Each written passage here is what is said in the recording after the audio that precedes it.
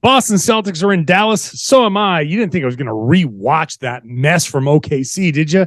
No, I'm going to open up the mailbag to talk about benchmark games and making trades and all sorts of stuff right now in the Locked On Celtics podcast. Be ever ready. Recognize the city of champs. Boston, baby, we do what you can't. Locked on number 18, Tatum and Brown, J-team, step back. We gon' wet that and slay teams. Of course, the Celtics, who else could it be? Screaming like KG with the Larry O.B. Karalis above average, assessing the team status. Best daily pod, no cap, salary matching. Clutch like Bird the DJ, keep John on replay. Prime time, dapping up the truth on the sideline. Raining J's, how it started, raising banners, how we finished. Locked on Celtics pod, home of the winners. B. Hey, welcome back to the Locked On Celtics podcast right here in the Locked On Podcast Network, where it's your team every day, and I'm here for you every day with a free, fresh podcast directly to your device, wherever you get your podcast. So make sure you're subscribed anywhere, every podcast app that's out there, or if you want, it's on YouTube as well. Hop into the comments there, join a very active and growing Celtics community, and maybe even talk some smack against some of the opposing fans that are there. It's all right there in the Locked On Celtics YouTube page. I want to thank you for making the show your first listen every day. I'm John Karalis. I cover the Celtics for Boston Sports Journal. I used to play professional basketball a long time ago. Today, I'm here with a mailbag podcast because I sure as hell was not going to rewatch that disaster against OKC. Plus, I was traveling here to Dallas and couldn't get the crossover with the Locked On Mavs podcast together because Nick Angstead is doing Locked On Mavs and Locked On NBA. This is his Locked On NBA night. So it's just me here in a hotel room in Dallas, Texas, ahead of the Thursday game against the Dallas Mavericks. So I opened up the mailbag. People have been going to johnkaralis.com/mailbag and submitting questions. People do it all the time. They do it after games. People vent in that, and I see them. I do see them. I don't always have an opportunity to respond because the season is just constantly moving forward. So, but I do see them. Hey, today's show is brought to you by LinkedIn. LinkedIn Jobs helps you find the qualified candidates you want to talk to faster. So post your job for free at linkedin.com/lockedonnba. It was kind of a fun travel day, actually, because I was on the plane. I bought the Wi-Fi and I said, well, if I'm paying for the Wi-Fi, I might as well write it off. Let's get a Q&A going. So I asked some questions. I asked people for questions there on top of the mailbag. So I just want to start with a couple of the prevailing thoughts from the Twitter Q&A, which is not where you should be asking mailbag questions. Mailbag questions, go to johnkaralis.com/mailbag. That's where I can organize. It just so happens that today was a time where I did this. Two prevailing thoughts. People ask a lot of questions about Peyton Pritchard. What do I think should happen with Peyton Pritchard? And frankly, he's a nice guy to have off the bench. I've said before, he's a great luxury to have as an insurance policy. But I also think that he's struggling a little bit with his role right now. And the OKC game was actually a nice kind of garbage time, get out there against NBA competition at a high speed and get some shots up, and he shot pretty well. So I'm actually excited for the Peyton Pritchard performance. Is like one of the very few good things to come out of that OKC game. Can he be a spark plug off the bench? People are asking, should he play over Malcolm Brogdon? Should you start Malcolm Brogdon and bring Peyton Pritchard in? How do you work the lineups and all that stuff? Basically, where I am at with Peyton Pritchard is he should probably be traded. It would be great if the Celtics moved him to a team that could use him, although he's not in a position to be asking for a trade like that. But an ideal situation would be to move him to a place where he can get his opportunity. I think it'd be great if he can get 25 minutes a game somewhere and prove that he's an NBA player, because I think he's an NBA player. And so I think that he's a guy that should get that kind of opportunity. It's just not happening in Boston.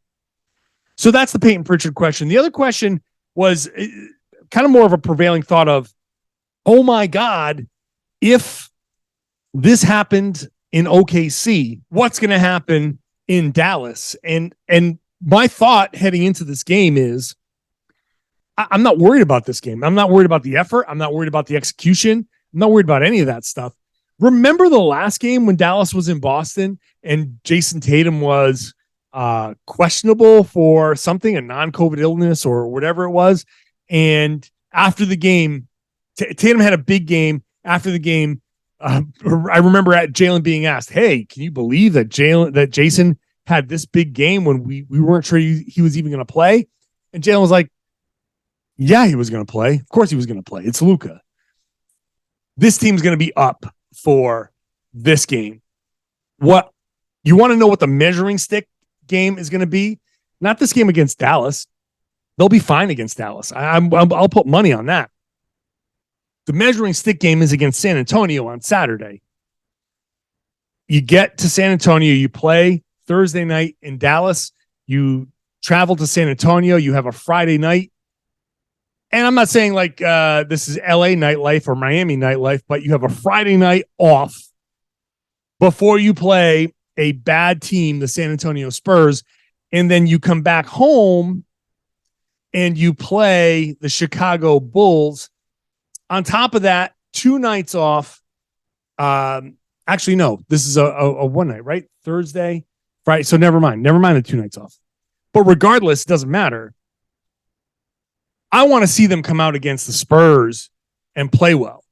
If I was a captain of the team or Marcus Smart, the de facto captain of the team, I'd come in after whatever happens against Dallas and be like, we're going to San Antonio, we're going to sleep.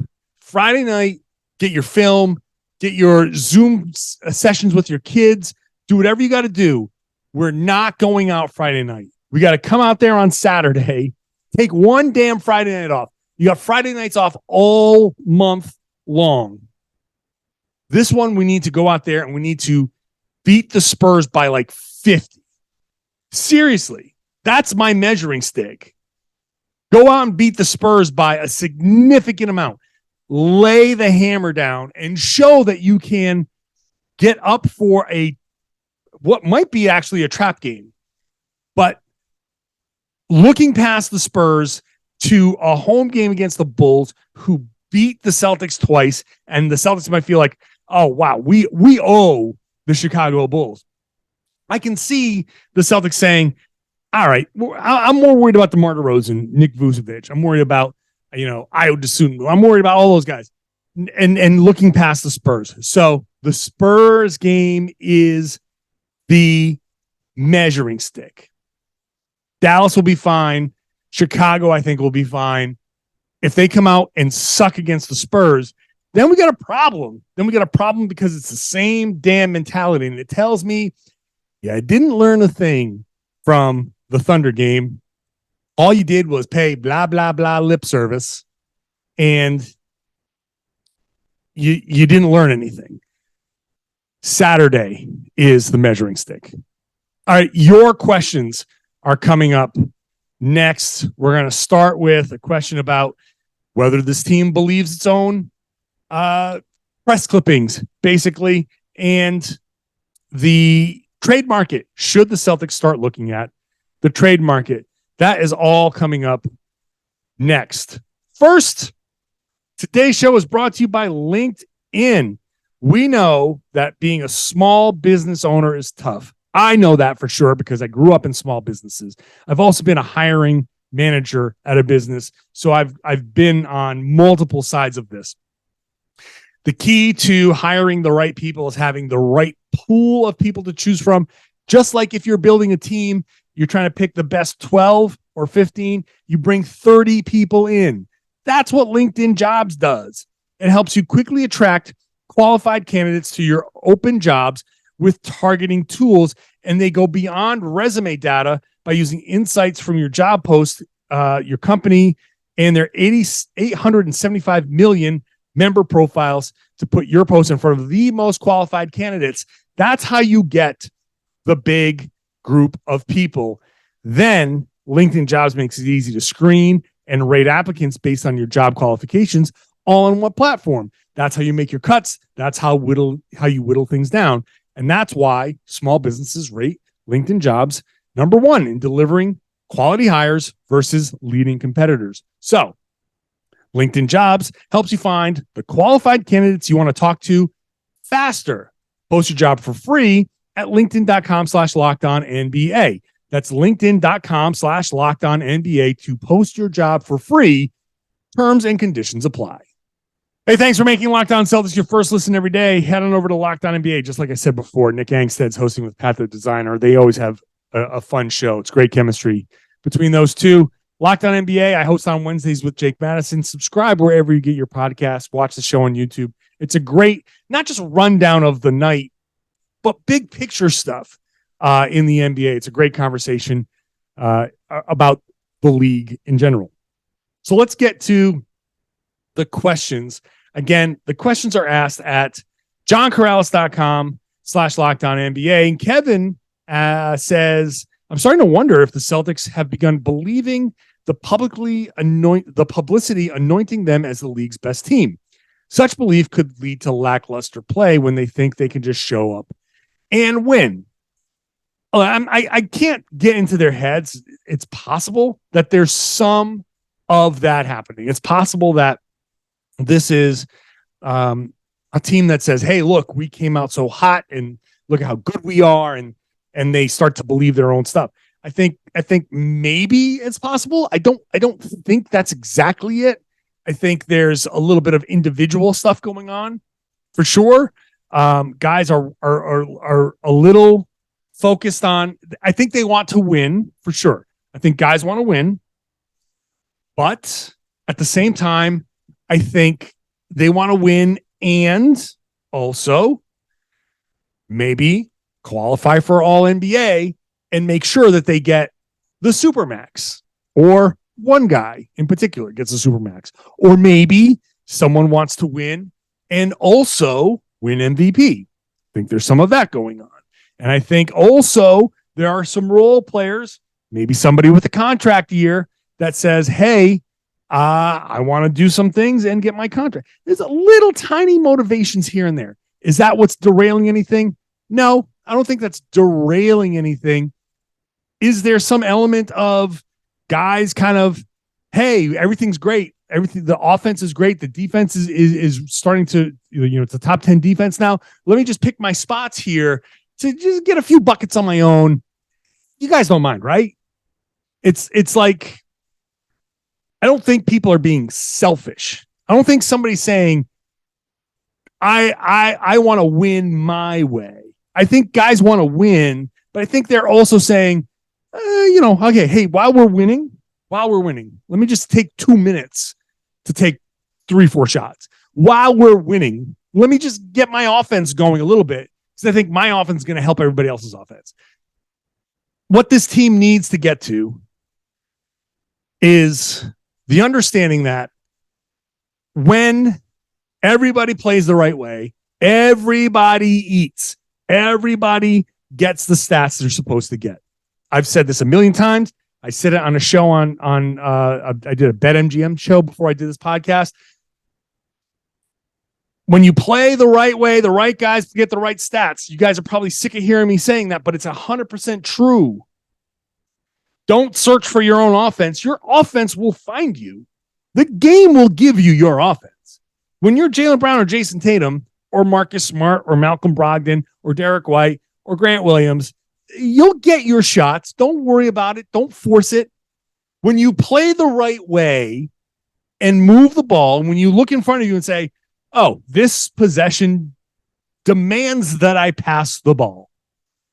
This possession demands that I stand in the corner and just hold my defender to open up a lane. And oh my God, it's been 6 straight possessions and I haven't even touched the ball more than to pass it. Oh my God. No, it doesn't matter. It's okay.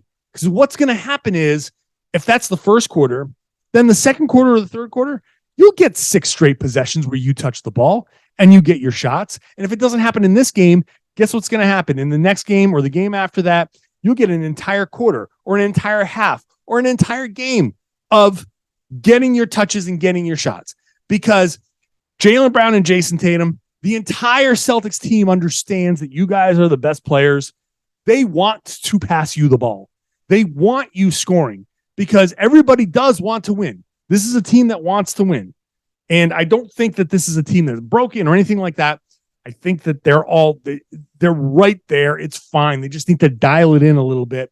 Just need to get rid of those little bits and get back to playing just 0.5, pass it, shoot it, dribble it. Just do the right thing. You will get the ball back. I promise you will get the ball back. That's what I think is happening, not the press clippings. Jonas, maybe he's one of the Jonas brothers. I don't know.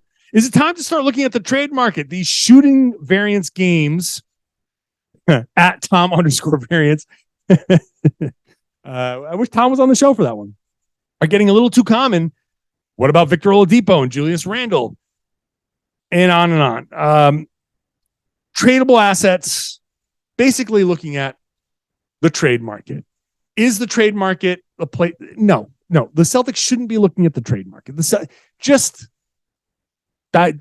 the dial it back a little bit. I can tell you this for 100% certainty. The Celtics are not going to make a trade based on whether they've won or lost a few games. Now, if they've lost 8 or 9 or 10 games in a row, that probably is an indication that there's something systemic going on. But the Celtics could win 10 straight games, and Brad Stevens could see something and be like, that, I don't like that. I'm going to change that. The Celtics could win every game between now and the trade deadline, and Brad Stevens can say, I see a thing that's not working. I'm going to make a trade to fix that. So the wins and the losses are not what's going to drive the trade market. The wins and the losses are frustrating, and Joe Mazzulla says this a lot. In side note, I do kind of agree with Joe Mazzulla in a lot of the things that he's saying. I kind of appreciate the level-headedness that he brings to the job. I know a lot of people outside, and they hear and see some of the things that he says, and they're like, you need to be screaming at the guys. But I also remember a year ago when Ime Udoka was screaming at the guys, not screaming, but being much more pointed in his criticism. And people were saying, oh, what's he doing? Why is he so critical of these guys? He's going to lose his locker room. These guys are not going to want to they're not going to like hearing all of this stuff out in public. This is stuff you're supposed to say behind closed doors. You can't win. And it's probably like half the people who like how Joe Mazzulla, his approach, which is basically the Brad Stevens approach, they're the ones who are like, oh, anti-Udoka, saying you can't do that. And the pro-Udoka approach, people are coming out and going like, no, Joe, you gotta give it to these guys. I want to hear you. I want to hear you just yell, call Jayson Tatum a name, call Jaylen Brown a name, tell them, swear at them. Because people, I think some people, this is just how they are. They want to hear somebody act like they are. That's what's going on. The reasonable, measured people like the reasonable, measured approach. The fiery, emotional people want to have a fiery, emotional approach. And when they don't hear it, fire the coach, make a trade. Trades are not going to happen. What I anticipate at the trade deadline, zero. I expect zero action. Maybe I'm wrong. I could 100% be wrong. I expect zero action at the trade deadline. What I expect in this week or over the weekend, there's a guarantee date for Noah Vonleh, for Justin Jackson. I expect one or both of those guys to get waived before the guarantee kicks in. So there's at least one or two spots open. I expect the Celtics to test the buyout market. They have the advantage of being the best team. They have the advantage of having a role. I think that's where this is going to land. That's, I think, where the Celtics are going to be the most active. They have a couple of traded player exceptions. One that's in like 6.9 million. One's about 5.8 million. Maybe they'll use one of those. Maybe they can combine Pritchard and Gallinari to bring in a player that's somewhere around $10-11 million. Maybe.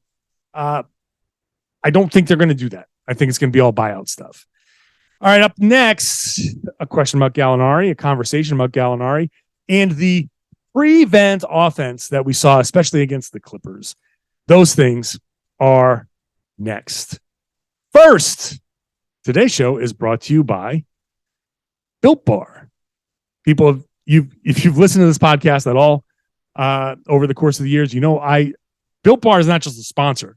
I actually enjoy Built Bars because delicious treat without all the fat and the calories. I mean, you're looking at about 130 calories or so per bar, about 4 grams of sugar per bar, 17 grams of protein per bar. So, hey, New Year's resolution time. We're all looking to drop a couple of pounds that we put on over the last couple of weeks in December. Some great desserts, some great food, a few drinks that, maybe have been a little decadent or excessive.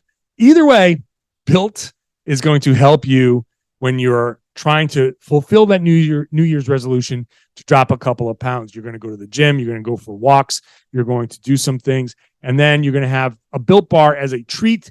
And like I said, with 130 calories, 4 grams of sugar, and 17 grams of protein, the protein will help you build the muscle. The calories won't kill what you just did.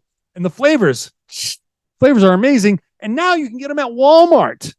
Pick up a 4-bar box of cookies and cream, double chocolate, or coconut puffs. It's in the pharmacy section at Walmart. Or go to Sam's Club, 13-bar box with the hit flavors, brownie batter and churro. They're there. Check them out. You can thank me later. Obviously, you can go to built.com and check them out there as well. Use the promo code LOCKEDON at built.com. But Walmart, Sam's Club, awesome. You got to make sure you're checking out Built Bar. Hey, thanks for making Locked On Celtics your first listen every day. Head on over to Locked On Sports today. That's a great second listen. Get all the big stories in sports. They probably won't be talking about Providence College upsetting number 4 UConn, but I'm loving it as a Rhode Island guy, a former PC camp graduate and employee. So shout out to the PC Friars. But Locked On Sports today will have you covered with all the big stories in sports with the Locked On local hosts, local experts. So check out that podcast. 22 minutes gets you all caught up on all the big stuff there. Back to the mailbag. Heather comes in with a joke. I noticed Gallinari was wearing a suit on the bench during the OKC game. Do you think he came in just for a job interview? She was not happy with how things went.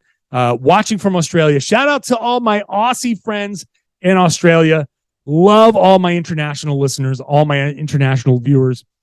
I got a lot of people watching and listening from Australia, down in that part of the world, Southeast Asia. Lots of people in that part of the world watching and listening.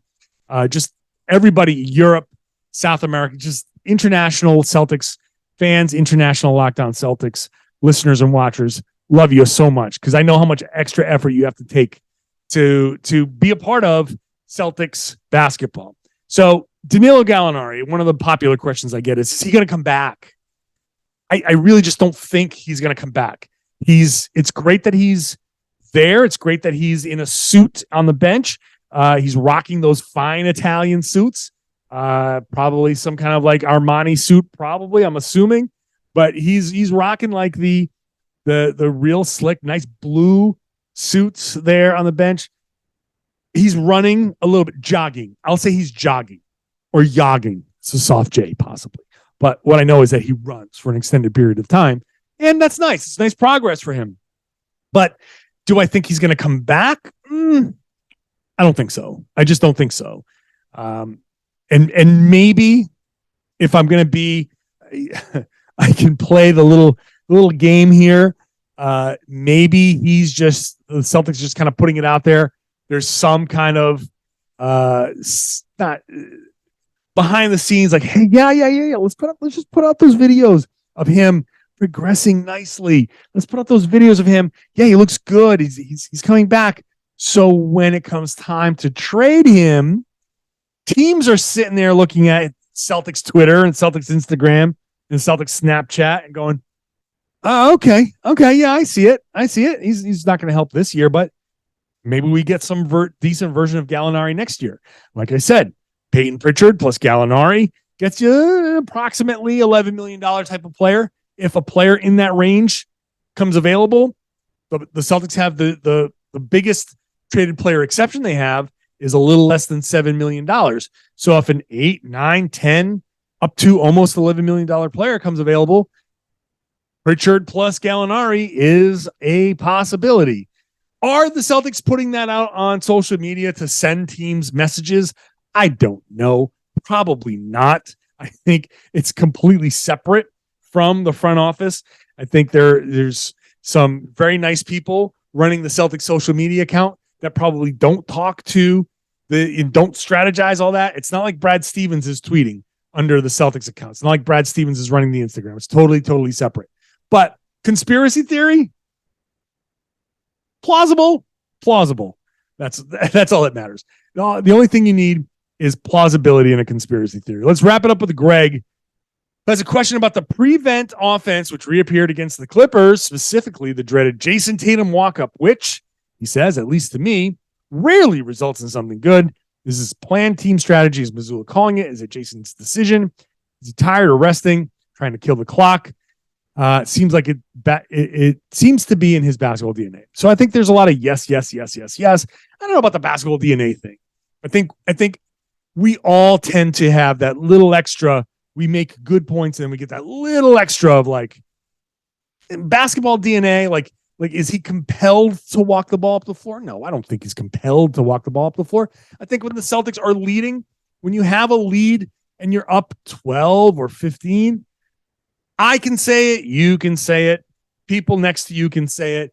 Got to keep playing the same way. But when you're up 15 with a couple minutes to go, you just have that feeling of, all right, let's just relax. Let's run a good play. Let's get one more good shot, one more bucket. This thing is over. You don't want to be whipping the ball around and potentially turning the ball over. That's a mentality, right? You don't want to be, I don't want to drive half cocked into the lane, because if I do that and I get too deep and there are no outlets, then I turn the ball over. So that gets into play. There's just a human nature, a mentality there of, look, we've gotten this far. We've done this. Let's just calm down, run the clock a little bit. Let's run a good play to get this good shot. Within the next 2-3 minutes or however long it is, we can get one or two good shots to close this thing out if we just relax, slow it down, and run a simple play. When I say it like that, I feel like it makes sense. When we're watching it, we're sitting there going like, why aren't you driving? Why aren't you attacking? Why aren't you doing the things you used to do? There are different things to do in different situations. And I do think for sure the Celtics need to play faster in those situations. I think they need to play faster in general. You need to stick with what works, generally speaking. However, I think we all have to also understand that at the end of the game, when it comes down to it, you have stars for a reason. And we have to be careful not to react to the misses and the makes. Because if they do the exact same thing and they make the shot, the reaction is, oh, wow, balls on Tatum to hit that shot. That's a star. That's the MVP. That's how you close out a game. The process was all the same. Just to hit the shot, now Tatum's got balls and he's a closer. Miss the shot, and it's his DNA is to walk things up and blah, blah, blah. You know, like, and I'm not really trying to call you out specifically, Greg, but I'm saying in general, we have to be careful about that. What is happening on the floor? What's the process of what's happening on the floor? Are they doing good things? I agree that they are not always doing good things. The end of the Clippers game was not great because they definitely started to really slow it down to the point where it was detrimental. I understand the slow it down. Let's execute a play. Let's run a few seconds off the clock. So we're making sure that we're leaving them, even if we miss, we're leaving them less time to pile up enough points to win. but they do also have to make sure that they're running the good offense that gets the right guys the right shots. So I think there's an in-between here. But we do have to understand that these guys are going to try to go to their stars to be the closers. And those guys, when they hit shots, we celebrate them, and when they miss, they get a bit of the blame that comes with the job. I want to thank everybody for submitting questions. Again, johnkaralis.com/mailbag. I see the questions coming in. I know that it's not always, I can't always get to them. I hope that I'm working in answers to your questions. You submit something, I see it. Maybe it's part of something that I talk about after a game or in a separate podcast, and that gets kind of what the answer that you're looking for. Hopefully I do that. Every once in a while here, when there's an off day, I am going to try to sprinkle in more mailbag questions, more mailbag podcasts to get you the answers to your questions so you can submit them wherever. If you're not subscribed, I hope you enjoyed the show, and I hope you enjoyed it enough to subscribe. If you are a subscriber, I hope you will share the podcast, tell your friends and family and everybody that they should be listening to and watching the Locked On Celtics podcast here on the Locked On Podcast Network, your team every day.